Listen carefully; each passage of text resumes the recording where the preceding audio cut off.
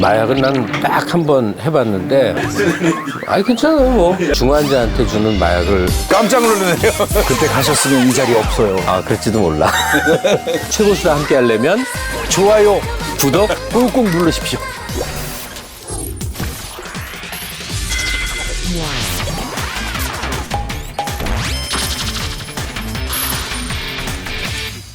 최고의 고수들이 늘어놓는 수다 온라인 정책 시사저널 김갑수의 최고수다 시간 돌아왔습니다. 최근 보도들 많이 접했겠지만 우리나라가 마약 청정국으로 알려져 왔었잖아요.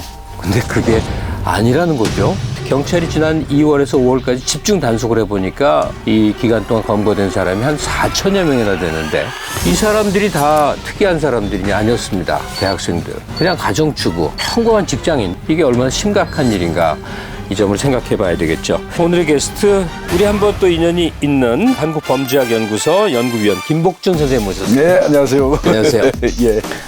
오늘은 아무래도 얘기를 그 마약 관련해서 이제 좀 집중해서 할 텐데, 과연 우리가 마약 청정국인가 어느 정도로 판단을 하시나요? 그 마약 청정국의 지위는요, 인구 10만 명당 20명 이내에 해야 돼요. 네. 그러면 이제 우리나라를 인구수로 계산을 대충 한다면 12,000명 정도가 마약 사범이 없어야 되거든요. 2014년부터 급격히 이 마약 사범이 늘기 시작해서 우리나라는 이미 12,000건을 넘어섰어요. 네. 그러다 보니까 이제 마약 청정국의 지위는 상실했고요. 석 달 동안 이제 마약 사범 거의 4,000명 가까이 검거됐다 등등 얘기를 했는데, 지난해랑 같은 기간 비교하면 뭐 144%의 마약범이 늘었다는데, 그건 전체 상황은 어떻게 흘러갑니까? 일반적으로 1년에 10,000건 정도로 보고 있거든요. 근데 솔직히 말씀드릴게요. 형사들이 사실 마약 사범은 좀 지켜두고 좀 키우는 경향이 있어요. 올 뭐 1월 달부터 3월까지는 절도 집중 단속 기간, 뭐 4월부터 뭐 어디까지는 뭐 마약 사범 단속 기간. 사실은 그 정해진 기간 그 타임에 딱 그 범죄를 막 검거를 해야지 실적이 많이 오르요. 실적 때문에. 그러니까 몰이를 하는군요, 몰이를. 버닝썬이 딱 터지니까 야 지금부터 따자, 다 따버린 거예요. 그러니까 이게 이제 급격히 검거 건수가 증가할 수밖에는 없죠. 요번에 검거된 사람들이 이게 웬일입니까? 그냥 멀쩡한 사람들 마약 사범으로 잡혔단 말이에요. 이건 어떻게 봐야 되는 거죠?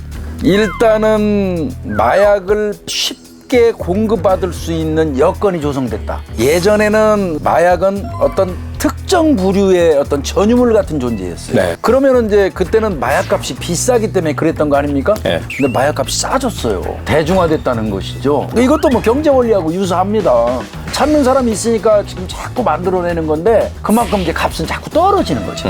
근데 어쨌든 1년에 이제 만여 건 우리 전체 인구나 또 범죄 발생에서 통제 가능한 그 숫자다라고 판단을 하세요. 아주 위험한 정도의 수치다라고 판단을 하시는 거예요? 다른 범죄는 증가가 되면 위험하다. 아 이거 지금 정도를 넘어섰는데 아 위험수인데 이런 얘기를 하지만 마약 사범은요 특별히 나누지 않습니다. 네. 그냥 그 사범 자체가 위험한 걸로 봐요. 왜 그러냐면 이게 일단 마약에 중독돼 버리면 헤어나지 못한다는 이 특징이 있지 않습니까? 아니 근데 바로 그 점인데 박유천 씨 있지 않습니까? 온 국민이 그래도 사랑하고 아꼈던 친구고. 근데 제가 이제 오늘 유튜브에서는 처음 얘기 말씀드리는 것 같은데 박유천 씨가 엄청난 착각을 했어요. 전체 털을 다 깎아내거나 제모하거나 왁싱하거나 염색, 탈색을 했다 자신 있다고 생각했을 거예요. 네. 그런데 경찰이 모발을 채취하는 건 단지 몸에서 하는 건 아닙니다.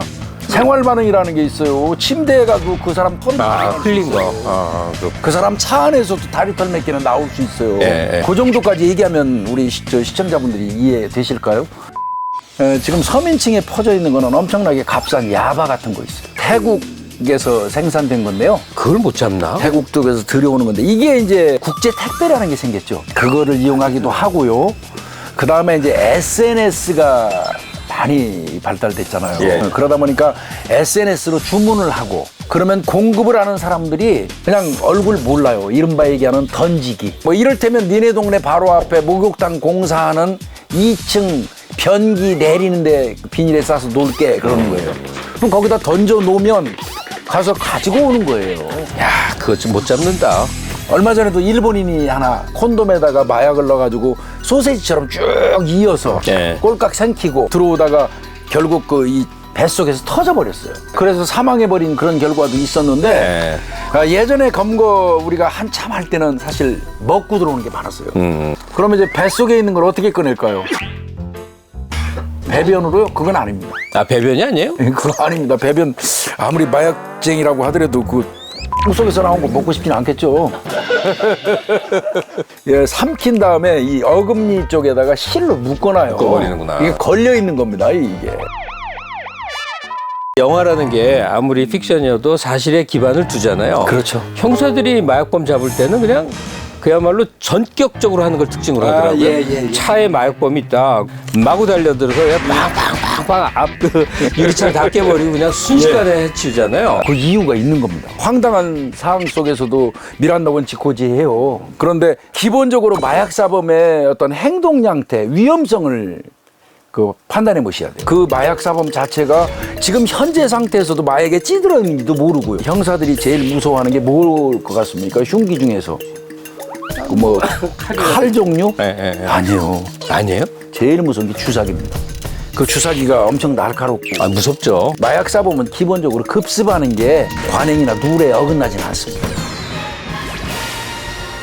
마약을 한번 손대면 그 개인이 망가지는 것 못지않게 사회적 처벌을 받게 된다. 그렇죠. 여기에 대해서 그 처벌 수위에 대한 얘기가 끊임없이 나오는데 현재 대한민국의 마약 그 처벌 규정은 사실은 약하지 않습니다. 마약 사범은 뭐 제조라든지 이런 경우는 뭐 우리도 거의 무기까지 돼요. 그 여러분들 참여 보니까 마약사범 검거와 압수한 마약류는 어떻게 처리가 되죠? 폐기 처분? 소각하거나 해서 폐기 처분합니다. 마약하면 어떤 느낌인가요? 혹시 그 범인들과 어떤 소통이나 궁금해서 혹시 조금이라도 해보신 적 있어요? 아유, 전혀요. 전혀. 근데 이건 말씀을 드려야 되겠다. 마약을 전담하고 했던 수사관들이 마약 투약 혐의로 구속되는 경우를 꽤 신문에서 보셨을 겁니다. 그래서 압수한 데서 일부 요만큼 이제 빼보는 거예요. 궁금해가지고. 그래서 한번 찔러보는 거죠. 그게 이제 그 사람의 인생이 이제 끝나는 그 서막입니다. 그래서 마약은 시작하면 끝나는 겁니다. 그죠? 시작하면 끝이에요. 네. 이미 중독이 돼버린 사람들, 이 사람들을 어떻게 관리하느냐 하는 문제인데 본인이 생각하건대 본인이 중독이 됐다 그러면 자진해서 신고할 수 있는 시스템도 구축돼 있고요. 그다음에 마약 사범으로 검거가 되면 그 교도소에 수감이 돼도 치료 프로그램은 작동됩니다. 제가 이거 끝나가죠. 빨리 하나 좀 말씀드리고 싶어서 지금이 양귀비가 개화 시기예요. 양귀비는 관상용이 있고 마약용이 있어요. 구분하는 건 간단해요. 꽃을 봐가지고 더 이쁜 쪽이 마약용. 그다음 두 번째는 솜털을 가지고 할 수 있어요. 솜털이 마약용에는 없습니다. 관상용에는 솜털이 있어요. 그리고 이 마약용은 이 양귀비의 열매가 크고 둥급니다. 요거만 좀 이제 기준으로 두고 우리 집 마당에 있는데 지금 제가 말씀드린 내용대로 솜털이 잔뜩 뭐 없다. 구분하셔가지고 좀 뽑아버리고 처벌 안 받도록 하셔야 돼요. 지금 양귀비 개화 시기거든요. 이때 많이 걸려 들어와요. 한 줄로 요약을 좀 해주시면서 어떤 의견을 갖고 계신지를 좀 이제 정리를 해주셨으면 좋겠어요. 그 마약은 진입하는 순간 패가망신이다. 인생 끝난다. 그리고 본인의 의지로 뭘 할 수 있는 일이 아니니까요. 이걸 새기면서 오늘 시간 맞춰도 될 것 같은데요. 오늘 시간 마치고 또 다음 주에 찾아뵙겠습니다. 고맙습니다.